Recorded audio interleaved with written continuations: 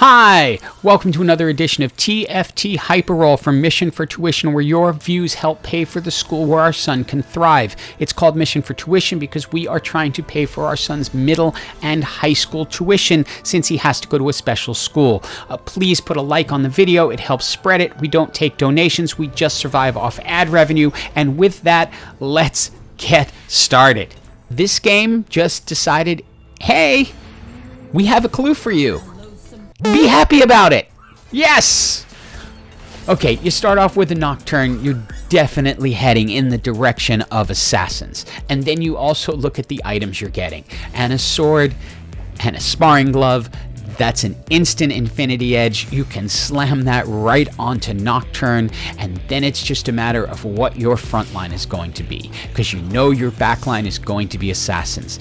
You have to sell the Leona because you're going to want that recursive bow either for the Rage Blade or the Last Whisperer. It depends which one you get the best access to. It's a decision I don't personally like to make until after the Radiant items, just in case you can get the Radiant Rage Blade. With the chance to pick up the needlessly large rod, this gives us the components for the Rage Blade, but like I said earlier, I'm not going to slam it right on. I'm going to wait and see if I can get a Radiant one. I did manage to 2-star my Gragas, but without a second Brawler, I'd rather tick an additional buff. The Knight buff is very, very strong because it impacts the entire team, blocking a flat amount of damage. Even without the Rage Blade, Nocturne is an incredibly strong unit early, as you can see that every third attack he's going to heal, and that's going to allow him to shrug off a ton of damage and stay in fights for a long time, ultimately carrying you through the early game. Now, I always tell people, look at what the game is trying to tell you. In this case, it makes it really clear that rather than going with my usual Brawlers, it's better to go for Knights, because with only a tiny percentage chance, it gave me a Galio, which is a critical Knight to get at any point in the game. And this is the reason right here I do not slam early Rage Blades onto Nocturne.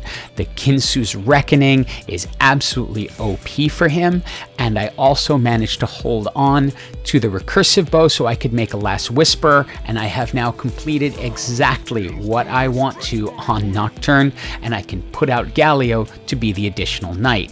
Having picked up Nico's help, I'm taking Nocturne up to 2 and then filling out the rest of my team. As you can see in these next couple of fights, a Silver Nocturne is just unreasonably strong at this point in the game. Obviously, having a Galio in that can keep things off of Nocturne doesn't hurt at all. So having the Knights is certainly looking helpful at this point, but this is honestly the first time I had ever tried using Knights instead of Brawlers, but it just did not want to give me Brawlers early, and Knights are just so strong right now, I figured it was a good time to try this. It gives me the chance to pick up a spatula, and with a sparring glove on my bench, I say yes, please, thank you, because that will give me the ability to turn one of my Knights into an assassin, bringing myself up to the 4th assassin. I decide to choose Galio, because throwing Galio into the enemy's backline where he can then taunt their backline to him is going to give me a huge advantage.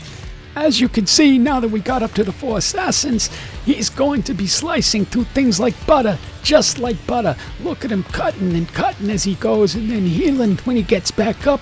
It's a beautiful thing to watch, I'll tell you.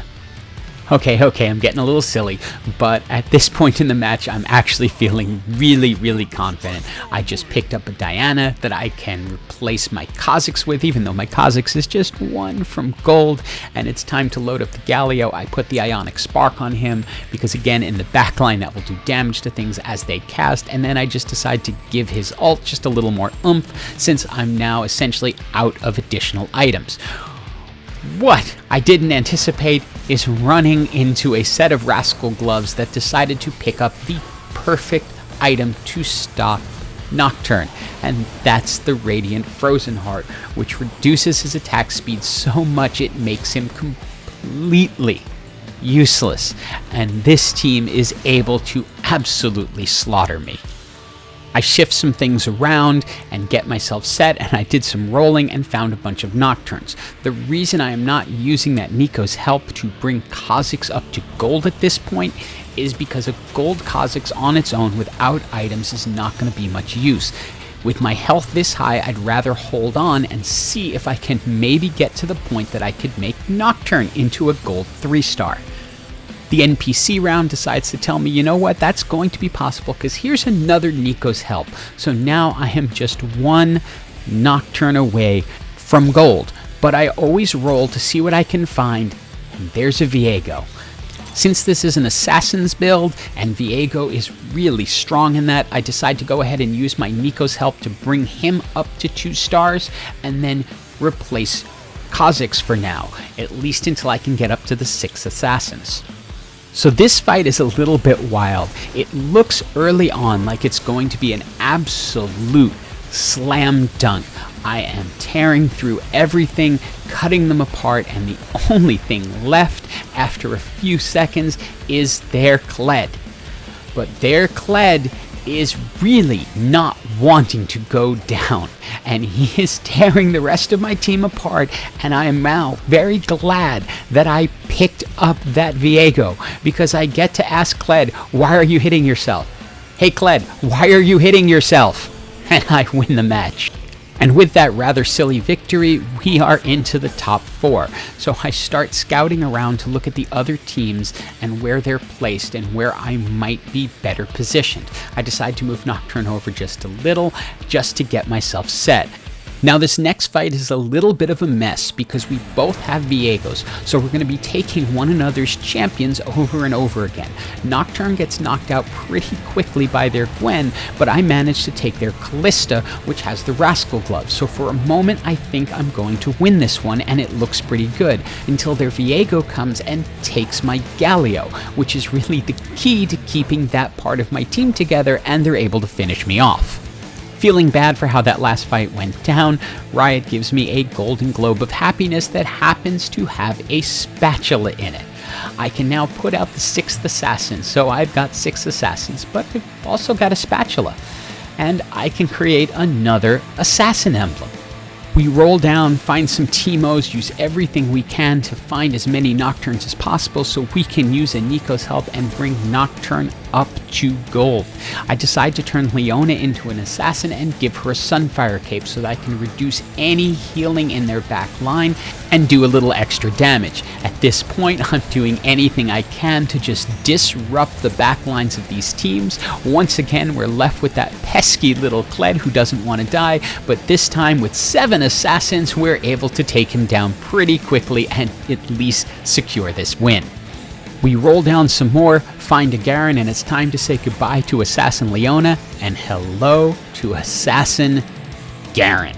We go ahead and add the Chalice of Power onto Garen just to give a little extra punch to our Galio to make his ult again extra strong. We head into the fight against the team of Hellions with that insanely strong Kled who has been doing tons of damage, and they've now managed to pick the Teemo. But luckily, Nocturne is just too strong for this at this point. The gold 3 stars with the perfect itemization is just going to cut through other teams, and with Galio and Karen also being assassins, they are done, and it's GG for everyone. Hope you enjoyed the video and have an absolutely awesome day.